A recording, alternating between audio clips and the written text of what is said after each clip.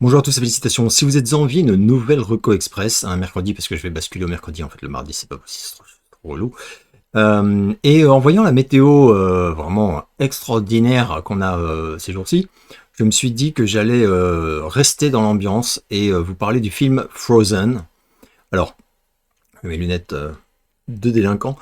Il ne s'agit pas bien évidemment du chef-d'œuvre de Walt Disney, je plaisante parce que je ne l'ai pas vu et que je ne souhaite pas le voir, donc voilà, à moins que je me fasse un jour kidnapper par des ravisseurs parfaitement sadiques qui souhaiteraient m'extirper des informations délicates et me projetteraient Frozen avec notamment cette magnifique chanson, que ça par contre, je n'ai pas pu y échapper, donc je la connais par cœur, c'est génial. Non, je parle évidemment du film Frozen, le film d'horreur sorti en 2010, tout petit film à tout petit budget. Un film réalisé et écrit d'ailleurs par Adam Green.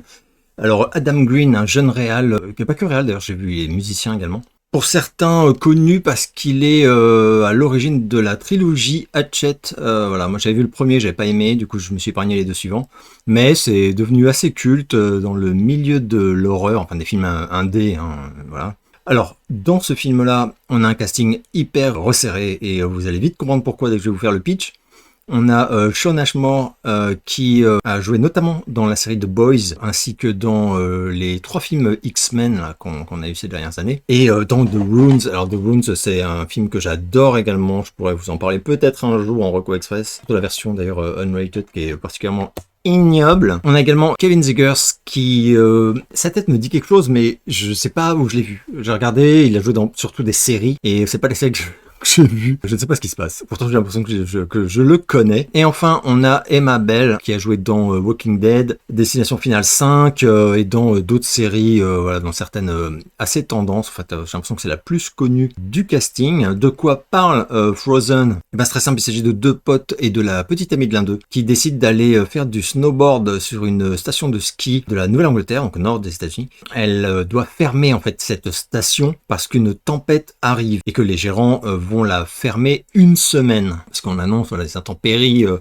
qui vont durer.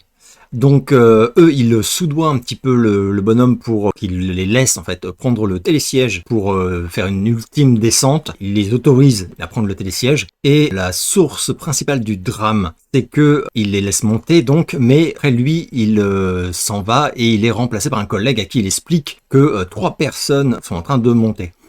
Et cet homme-là va voir 3 skieurs descendre de la montagne et va penser que c'est eux. Donc il va très logiquement topper le télésiège, voilà, persuadé qu'il n'y a plus personne dessus. Et en réalité, il y a encore les 3 personnes qui sont dessus.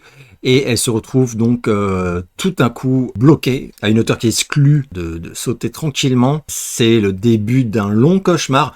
Alors c'est vraiment les films à petit budget, ça j'ai déjà dit, mais avec un scénario extrêmement simple, qui de mon point de vue exige un vrai savoir-faire pour que ça fonctionne. Et selon moi, ici, ça fonctionne de ouf. Pour plusieurs raisons. Alors je ne spoilerai rien bien évidemment, mais ce que je peux dire quand même, c'est que au début, il y a la tentation de prendre ça à la rigolade, et c'est un peu ce qu'ils font, même si l'un d'eux est au courant que la station ne rouvrira pas avant, je crois que c'est le vendredi suivant. Donc lui, il sait que potentiellement ils sont dans une merde noire. Mais une des choses que j'ai beaucoup apprécié dans ce petit film, c'est l'écriture. Donc les personnages sont bien travaillés, les personnalités, elles sont surtout crédibles, même les les remarques en fait qui sont faites face à cette situation au fil du temps qui s'écoule restent crédibles. Il n'y a pas de moment, je trouve, où on se dit non mais là c'est vraiment n'importe quoi, etc. Il y a un pouvoir d'immersion qui est assez impressionnant. En tout cas sur moi, ça l'a complètement fait. Le film dure 1h30 et je dirais pas qu'on passe 1h30 en apnée, mais moi j'étais un peu scotché quoi. C'est un film que j'ai revu, je tiens à préciser. Et sur moi, son effet reste intact. Voilà, ça marche à chaque fois quoi. Voilà, on les écoute et on cherche avec eux des solutions. Quelque part, ce qui était au début, voilà, une situation, on va dire, chiante mais marrante, glisse vers une situation, j'allais dire froidement tragique, quoi. Alors froidement, c'est vraiment bien fait. Y compris d'ailleurs dans des moments de pause. C'est-à-dire que ils ne peuvent pas, enfin je pense que personne ne peut rester à 100% d'angoisse et de quête de solution quand a priori il n'y en a pas. Donc il y a des moments, il y a des petits moments où ils arrêtent de chercher une solution et ils parlent, enfin ils discutent de choses et d'autres. Il y a un moment où ils se remémorent des souvenirs. Enfin moi j'ai vraiment bien aimé parce que c'est très humain. Et le froid, la nuit qui arrive, c'est horrible, horrible. Mais là je réalise, voilà, je vais être tenté de spoiler. Il y a des scènes très belles, la réal elle est ultra clean. Pour un petit budget, vraiment c'est bien maîtrisé. Quelques plans carrément beaux, notamment les plans nocturnes. Et une scène choc, alors je précise quand même, je ne dis pas du tout de quoi il s'agit, mais tous ceux qui l'ont vu verront immédiatement de quoi je parle, qui en a traumatisé plus d'un. Moi elle m'a marqué également, mais voilà, j'ai des potes qui ont été carrément réellement traumatisés par cette scène. Mais c'est vrai que passer un certain temps où vraiment l'immersion est forte et où la compassion aussi marche, parce que les personnages sont pas teubés, ils sont crédibles comme je disais, du coup on s'attache un peu à eux, on se met un peu à leur place et on est un peu en leur compagnie quoi, vraiment de mes aventures. Il y a quelques incohérences, je précise, je ne peux pas les citer parce que ce serait du spoil, mais pour moi c'est un peu comme, je sais plus quand je disais ça, c'est pas des incohérences qui nuisent à la qualité du film. C'est vraiment, on s'en rend compte, enfin si on réfléchit un peu, etc. Mais c'est pas grave quoi. Bref, il y a une technique, enfin il y a un truc en fait que moi j'aurais tenté, mais qui ne tente pas dans le film. Mais bon, en même temps, s'il l'avait tenté, le film n'aurait pas duré aussi longtemps et ça aurait tué le truc quoi, tout simplement. Alors les recettes, j'ai regardé, elles sont pas géniales, mais bon en même temps c'est un tout petit budget. J'ai pas trouvé quel était le montant du film, mais voilà, j'ai vu partout, il confirme, c'est un budget rikiki. Voilà, il a rapporté un peu plus de 3 millions de dollars si j'ai bien vu aux États-Unis. Par contre, il a rapporté beaucoup plus en DVD, en VOD, etc. etc. J'ai l'impression un succès voilà, c'est correct, qui a peut-être même un peu sauvé le film sur DVD, Blu-ray, etc.